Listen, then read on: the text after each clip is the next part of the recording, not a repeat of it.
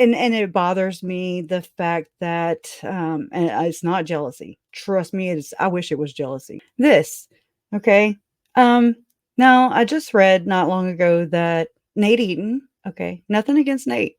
This is nothing against Nate, but this bothers me. Summer Shiflet was invited by Nate Eaton to attend CrimeCon whenever. I guess it's this one. I don't even know. And this is what I'm saying here. People forget either that or they don't know, or they just don't, they're not aware of these things. And, there's still a case in Arizona, which is where Lori is right now. And there's two cases. There's one against Brennan Boudreaux, married to her niece, Melanie Boudreaux Pulowski. There's also my Uncle Charles, okay, which is where this began.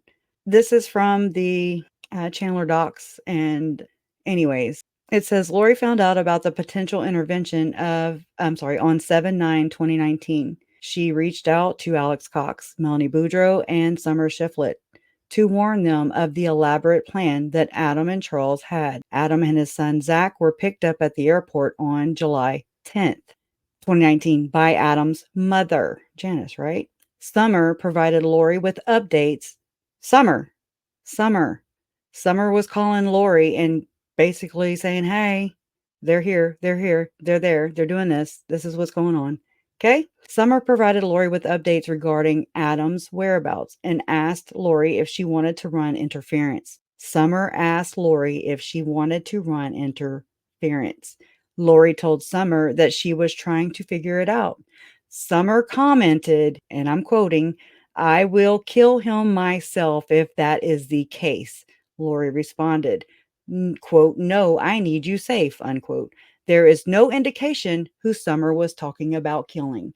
Well, the only person that ended up killed, dead, murdered, was my Uncle Charles. And that was the only thing going on at that time. So you be the judge. I am very disturbed by this. Um, I'm not going to give people like this who have this mob mentality, I'm not going to give them a fucking platform to spew, "Oh, and all this shit," and where they get to play victim.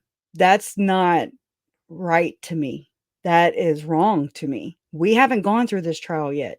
We don't know what more there is. Until then, I think I would just not really be doing that. That's just me. That's just me. Not everybody has to agree. I understand she's a family member. She had the detrimental that horrible phone call that was played in court. And I mean, I get it. But you can't pick and choose, Summer. And we can't pick and choose, what we're going to listen to and what we're going to dismiss. If so, you're not here for the right reasons. And please don't come here. Okay? I don't want you here if you're not here for the right reasons, because then I don't know what you're here for. So, I mean, it just to me is very weird and again, disturbing. I don't think that people like that should have a platform, a voice, unless they're doing something for the victims, which I haven't seen anything. Have you? Have you guys seen anything? Did anybody do the right thing? Did anybody call the authorities? Did anybody say, "Hey, danger, danger, danger, Will Robertson"? No, no. Everybody was quiet, is still quiet, is still quiet. And why? Because they have that luxury. That is a freaking luxury to just sit there and be quiet and then not come out because, you might be part of some really bad shit that, kind of came out in some FOIA docs. And you might want to be a little self-conscious of what you yourself have put out there along with your murderous sister. Okay. I don't think it's cute. I don't think it's something I can just overlook. Okay. Now, I'm not saying I'm not being civil. When I met Summer at the trial, okay, she turned around. She's the only one out of the Cox family, Rex too, that turned around and I was like, "Oh God, she is introducing herself. Oh my God." And I'm nice, okay? Because there's a time and a place, and in the courtroom was not the time, and it was not the place at all. And she turned around and she was like, "I'm so sorry for your losses." And I was like, "And I'm sorry for yours also." It just came right out. And I was like, I just think it was a second anointing. And she was like, "Well, and I can see how you get there." Yeah. And I was like, "Oh, no, no, no. I was not, it wasn't up for debate or anything. I was just letting you know what I thought. That's it. I don't want to hear excuses and I don't want to hear I see what she says, down here, right down there. You want me to kill him myself? No, thank you. I don't need anything from the peanut gallery or anybody who is part of the mob mentality that went into the murder and or killings of my uncle Charles, my step cousin Tylee, and my baby nephew JJ. Potentially could have been my mom too. Okay. Mm. I haven't seen a list scratching her name out, okay? So, I don't too much trust these people.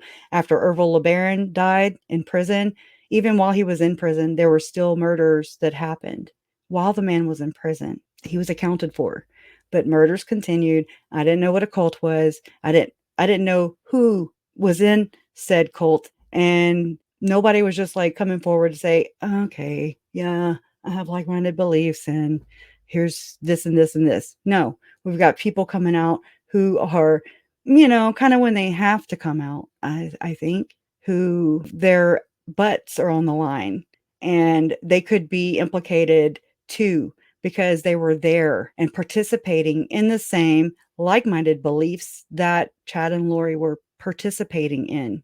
The conjuring, casting out so-called demons, but geez, somebody hold a mirror up to these people because if there's a demon, I think we know where they lie or where they source from. We know these people project. So perhaps they're projecting their very own demons that they feel within. I don't know. That's just an observation. I'm not a professional, but again, it's from my experience.